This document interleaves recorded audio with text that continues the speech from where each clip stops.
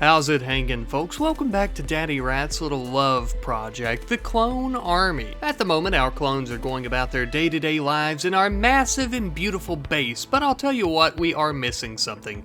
Resources. We are missing a lot of resources. In today's episode, I hope to turn our base into a very well-defended fortress of sorts, so we're going to need plenty of resources to go about doing that. And when we're low on steel and plasteel, we always turn to our good friends Void. So that's what we're going to be doing today. We're immediately going to begin a raid. Normally, we don't start off a video this hot and heavy, if you will, by immediately going and attacking other bases, but what the hell. So we crammed as many of our troops into our 3 transport ships as possible and immediately began flying towards a nearby Void base. Now this Void base, however, would not be like any that we had saw previously. This base was inside of a mountain and was honestly a fortress in its own right. It also almost gave my computer a stroke attempting to load all this in, especially when one of our ships landed directly on top of their turrets. We didn't mind that too much though, as it was just less that we would have to destroy with our weapons. Napoleon would gather all of our clone troopers to the front of the building where we would attempt to blow a hole directly into the side of the massive structure. However, some Void soldiers came out, got their asses stomped, and then we resumed our plans. We decided that we would actually test out some new technology during this battle as well. We decided to use a rocket launcher from the Rim Colonies Evolved mod, which looked really good. It wasn't as powerful as we thought it would end up being, but there was no one better to wield it than our Spartan Taylor. She did manage to use it to blow a small hole into one of the rooms of the base, but it was a very tiny room and there was no way we were cramming all of our soldiers in there, so we began shooting holes into their walls to look for a better opening. We eventually made an opening into their hallways as well as their dining room, which was perfect, and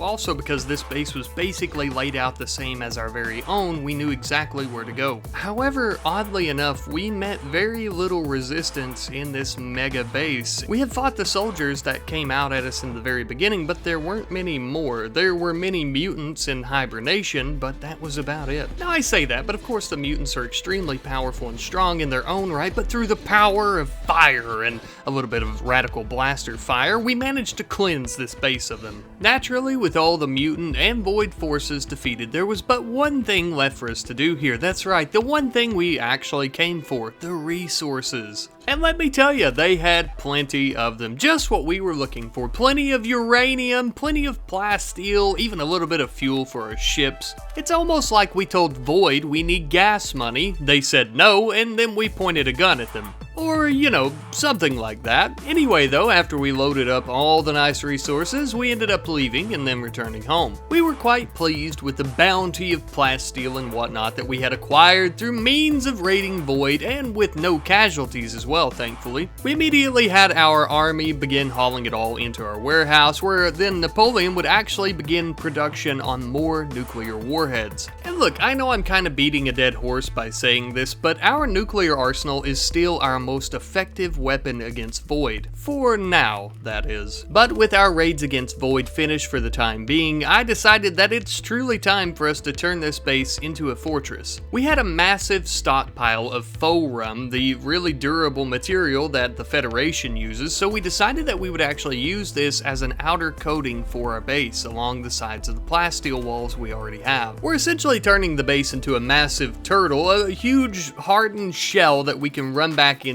and hide if need be, or fight the enemy within our courtyard. I know what you're thinking, Rat Knight, why do you even care? You're raiding Void, you are the aggressor here, you're able to take them on. But think about this, in the last few episodes the Void raids have gotten more frequent, they've also gotten much more powerful with multiple raids at once, which also means that we get multiple solar flares as well as fallouts. Now these defenses currently are far from ideal, with us having to use many simple turrets just because of limited resources. At some point throughout this episode, we're going to have to go on another raid. But at least for the time being, these turrets are going to help us out quite a bit, and the base is truly becoming something of a fortress with them. We attempted to build 1 or 2 at least of these turret pillbox type designs around each side of the base. That way we can ensure that we are defended from all sides as well. However, as I'm sure we all know, Void always comes in from drop pods from above, so we also began working on a lot of anti-air defenses as well. And don't forget that last episode, or the episode before, we actually built a solar flare shield, which will prevent Void from taking our defenses offline. But finally, after all this time, we would finally be able to achieve our greatest defense yet. Napoleon had a pretty productive conversation with Wartwort, and the two commanders decided that Wartwort would join our clone army. Now you might think calling Wartwort our greatest defense yet is a bit of an overstatement, but let me remind you that it took Napoleon and the full force of our army to take him down, all on his own. Wartwort is a true powerhouse, and he may just be the key to winning this war. But he's not going to do us much good if he's bleeding out on the ground after getting shot a few times, so we're going to have to make him some brand new armor. Napoleon worked on a brand new design for Wartwort's armor, something with a color scheme that would fit our clones, but would also take Wartwort back to his commander days in the Covenant forces. Basically what I'm getting at is it's some white looking space armor, just, you know, like he had before and what the clones were basically. However, it is much more durable than the armor that our clones are currently wearing. Of course, we would allow Wartwort to equip his old glory, the good old red plasma rifles. And we have finally arrived at our destination, people. Since I love you and your opinions ever so much in the comments section, I have given you what you've asked for, a clone army and Wartwort team up. Whoa, whoa, whoa, whoa, no, this isn't an episode. We're not even at the 7-minute mark yet. You can't end it here. We need to see what these sons of bitches can do. Pump the brakes a little bit and let's get back to the video. But hey, while I got you here, you should really support me on Patreon because our patrons make this video as well as all videos on this channel possible. And they have a little bit extra of my love. Alright, that's all I'm gonna say. Let's get back to the video. For a demonstration of the power of Napoleon and Wartwort combined on their own, as well as a few of our nuclear bombs, I decided to let the two of them, yes, just the two of them, not our army at all, the two of them go on a raid against Void with nuclear bombs. To me, this was a very risky move since Napoleon and Wartwort are our two most powerful characters, so the bombs were there as a bit of a fail-safe if Void starts to get the better of us. However, I do really like to blow shit up, and so we decided to bomb them first anyhow.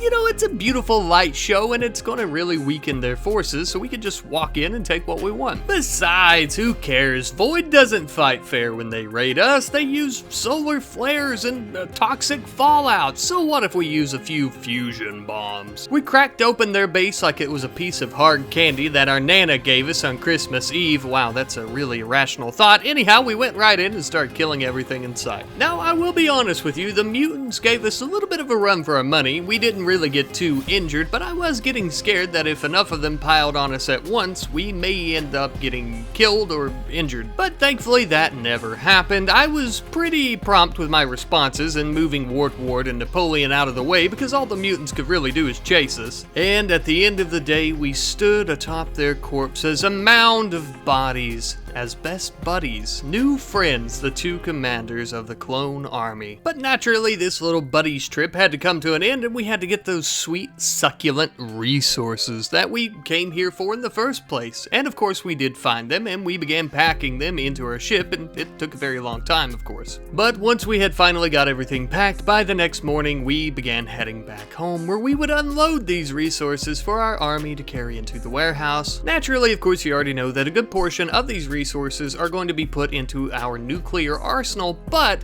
once again, we are turning this place into a fortress, so we are also going to be using it for many, many more turrets. And we have finally achieved a massive fortress, a well-defended turtle that we can all live within. And when I say all of us can live within it, I do mean all of us, including Wartwort. He has truly proven himself in battle today. The two new commanders of the clone army are righteous and powerful, and Wartwort has been redeemed.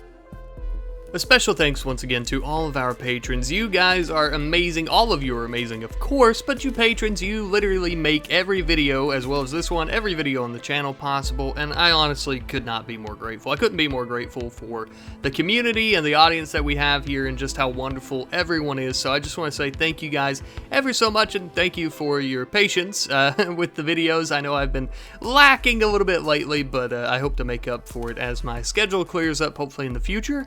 But I love you guys, and I hope to see you in the next one. Goodbye.